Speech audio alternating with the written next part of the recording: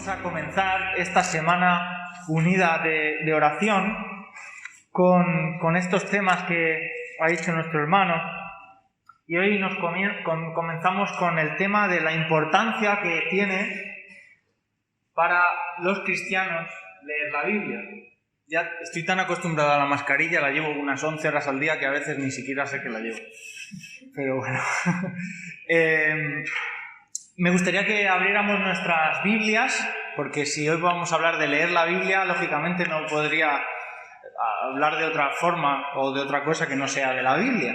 En 2 de Timoteo, que vamos a utilizar un texto, aunque ya os digo que vamos a ser breves para poder tener tiempo de oración, porque ese es el objetivo es que oremos.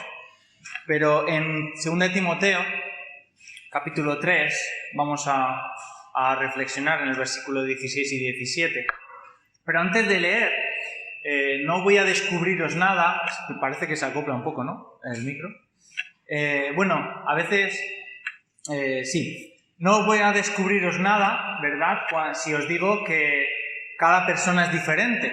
Esto es una realidad. No existen dos personas iguales.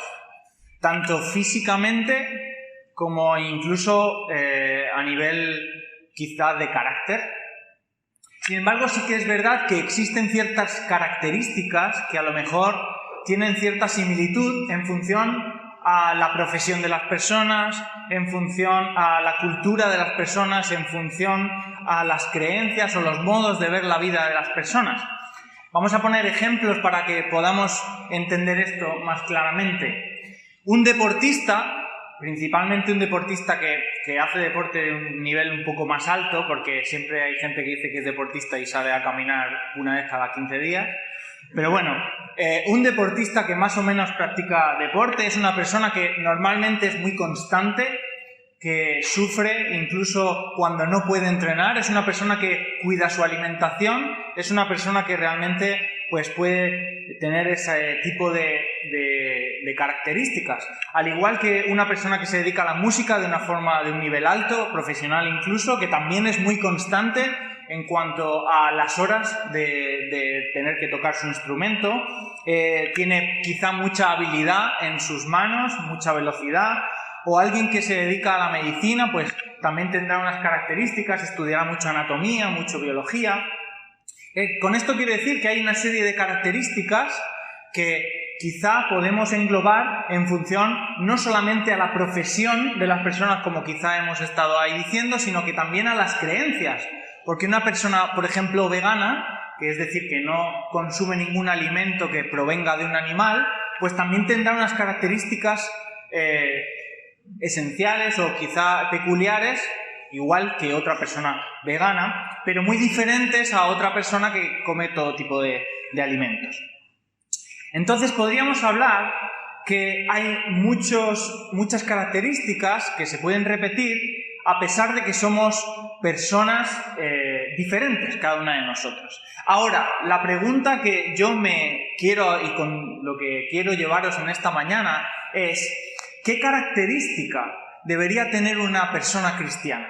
Es decir, ser cristiano simplemente se debe entender como un apellido que lo pones independientemente de tu forma de ser, tu profesión y todo eso, y no tiene ninguna consecuencia. ¿O ser cristiano debería realmente conllevar unas características que todos los cristianos deberían tener? Y estoy hablando de una persona cristiana, pero como se suele decir ahora comúnmente, una persona cristiana practicante, porque sabéis que hay mucha gente que dice: pues yo soy cristiano no practicante, o cristiano un poco nominal, bueno, porque he nacido en una familia católica o cristiana, como sea, y bueno, sí, soy cristiano, pero no practico. No, yo me refiero a un cristiano que realmente practica esa forma de vida.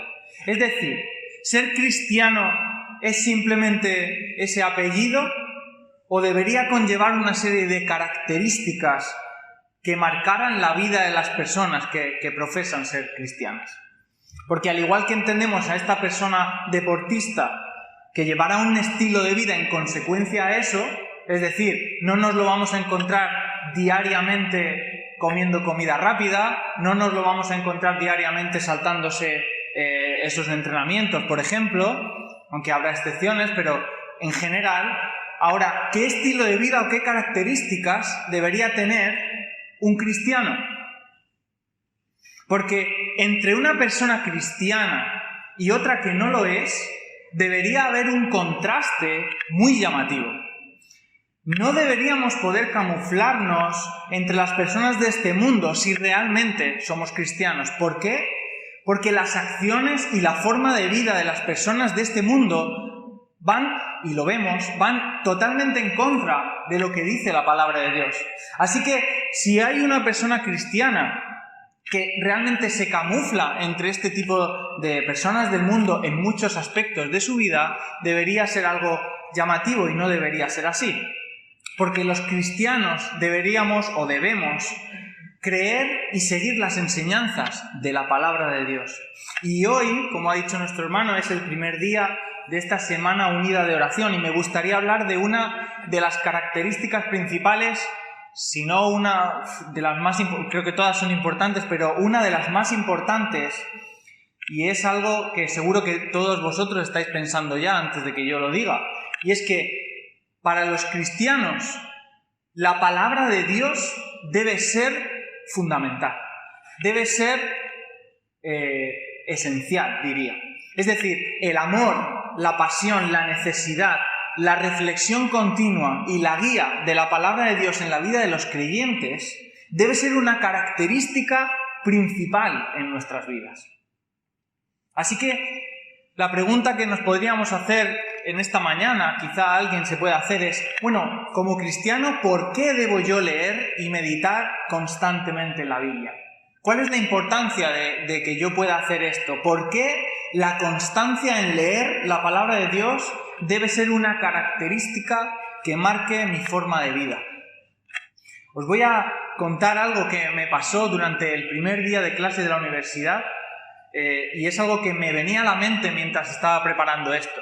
El primer día de clase yo iba muy asustado. Si habéis ido alguna vez a algún curso nuevo, lo que sea, tú vas que no conoces a nadie y vas un poco asustado. La primera asignatura de todas era anatomía y llegó un profesor y después de explicar y dar la presentación, explicar cómo iba a ser la forma de evaluación y todo eso, sacó un libro que a mí me pareció enorme, muy pesado, muy grande, y cuando lo dejó caer así en la mesa, dijo: este es el Atlas de Anatomía. Y este libro no solamente va a ser la guía y la referencia en esta asignatura, no solamente va a ser la guía y la referencia en toda la carrera de fisioterapia, sino que este libro va a ser la guía y la referencia durante toda vuestra vida profesional.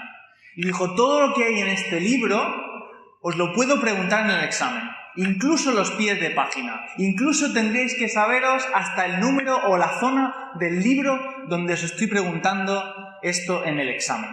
Y la verdad es que tenía razón, porque no solo en la asignatura, no solo en la carrera, sino a lo largo de la vida profesional de los profesionales de la salud, como los fisioterapeutas, enfermeros, médicos, realmente el Atlas de Anatomía es una referencia.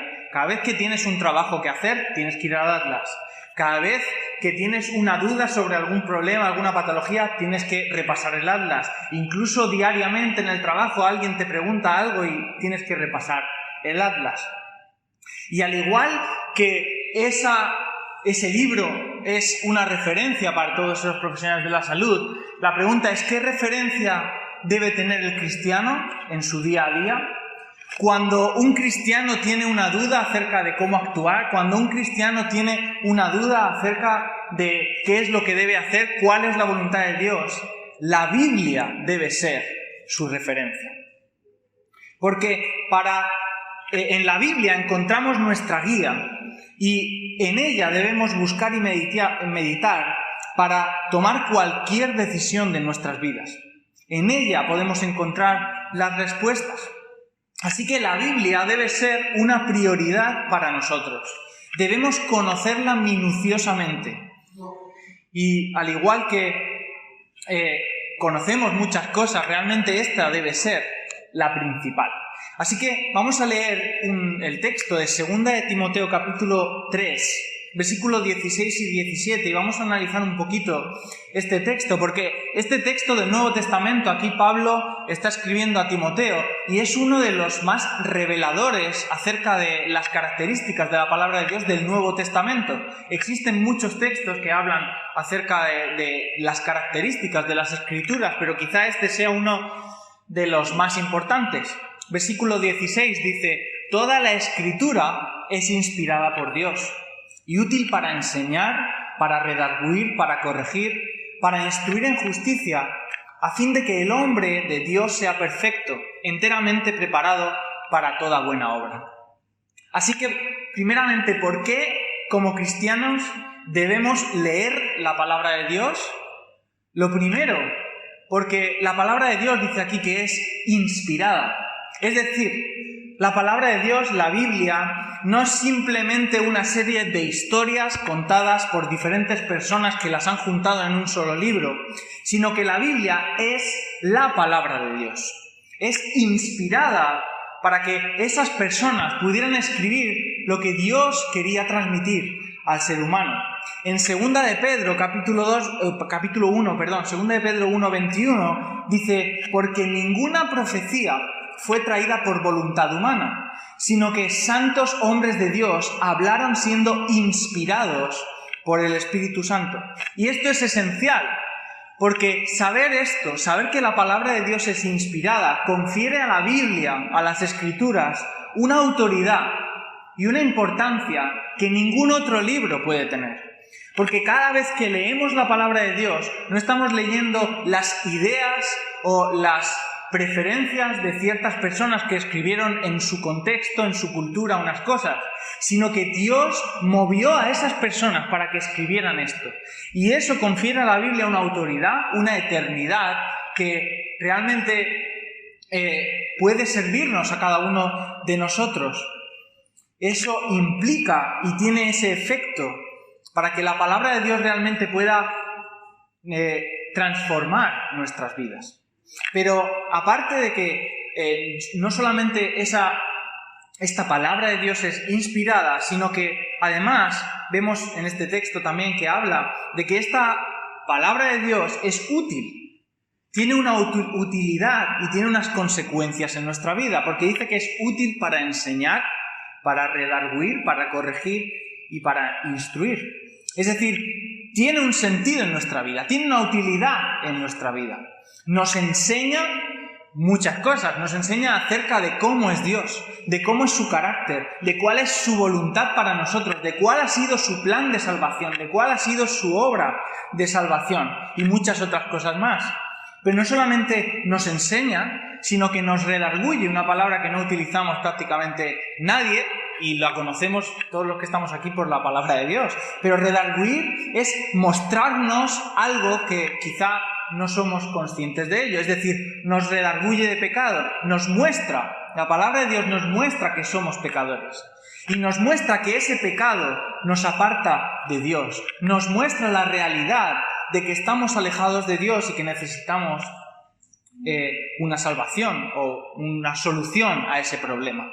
Pero además nos corrige y nos instruye.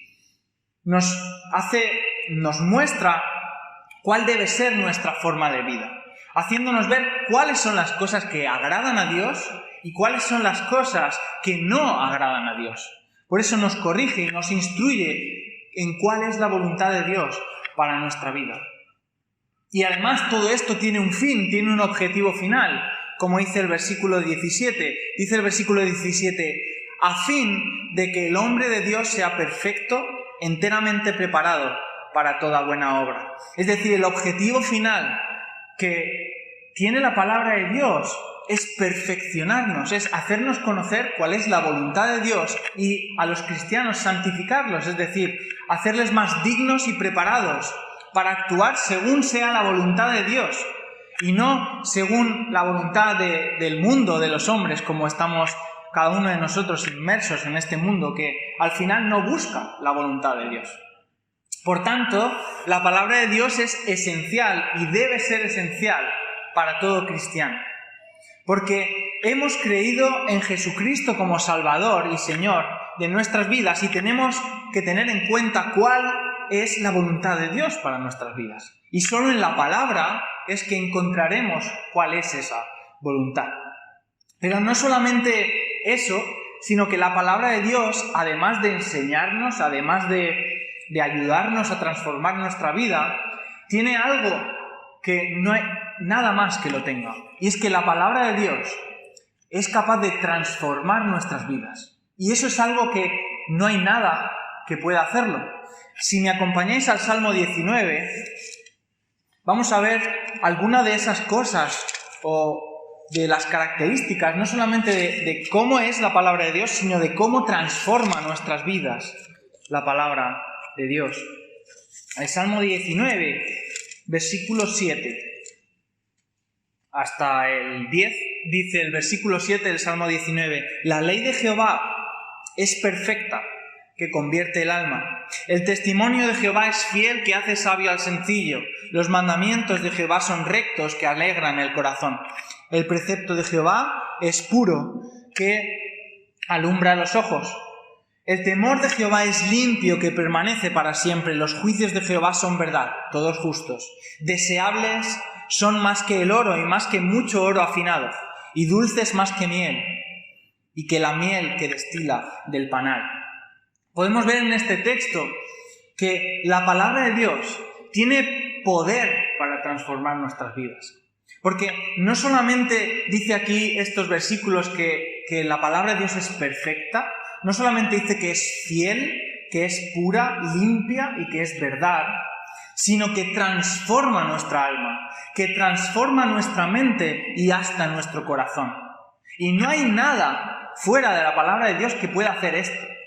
No existe nada que realmente pueda transformar nuestra alma, nuestra mente y nuestro corazón como la palabra de Dios lo puede hacer. Así que, hermanos, ojalá que pudiéramos realmente desear, como dice el versículo 10, dice: deseables son más que el oro y más que mucho oro afinado, y dulces más que miel y que la que destila el panal. Que realmente podamos desear, leer y buscar en la palabra de Dios de una forma diaria. El Salmo 1 habla también acerca de uno de los beneficios o de las bendiciones de mantenernos en la palabra de Dios. Versículo 1 al 3 del Salmo 1 dice: bienaventurado el varón que no anduvo en consejo de malos, ni estuvo en camino de pecadores, ni en silla de escarnecedores se ha sentado, sino que en la ley de Jehová está su delicia, y en su ley medita de día y de noche. Será como árbol plantado junto a corrientes de agua, que da su fruto a su tiempo, y su hoja no cae, y todo lo que hace prosperará. Entonces, hermanos, ¿por qué debemos leer la palabra de Dios? ¿Por qué la lectura y la palabra de Dios debe ser una prioridad en nuestra vida y debe ser una característica que marque nuestra vida como cristianos? Porque la Biblia es la revelación de Dios y es la única guía que tenemos para nuestra vida. Y en ella no solamente vamos a encontrar nuestro estándar, nuestro modelo de conducta y comportamiento, sino que también vamos a conocer más acerca de cómo es Dios, de qué ha hecho por nosotros, de por qué hizo ese plan de salvación por nosotros. Y es la única que puede transformar nuestras vidas y nuestros corazones. Así que ahora vamos a pasar a un tiempo de oración. Hay unos temas que hemos preparado acerca de este tema de por qué debemos como creyentes leer la palabra de Dios. Y si están puestos, pues hay quizá tres bloques, por así decirlo. El primero sería gratitud y podríamos orar por dar gracias al Señor por revelarse a través de su palabra y hacérnosla llegar para poder conocer su voluntad, su carácter y su amor. También gracias por el privilegio que tenemos de poder tener la palabra de Dios en nuestras manos. Quizá en confesión podríamos pedir perdón porque muchas veces no le damos la importancia que se merece al hecho de poder tener esta palabra de Dios en nuestras manos. También perdón por no meditar en la palabra todo lo que deberíamos y dejarnos llevar por la rutina que nos quita tiempo de lectura y meditación. y también por una petición de que nos ayude a tener como prioridad la lectura y la meditación diaria en la palabra, y también a que pidamos ayuda para que nos quite todo lo que estorba en nuestros corazones, para que la palabra de Dios transforme nuestras vidas. Así que ahora vamos a tener un tiempo de oración para orar por estos y otros temas que el Señor ponga en vuestros corazones, y pues ahora tenemos este tiempo.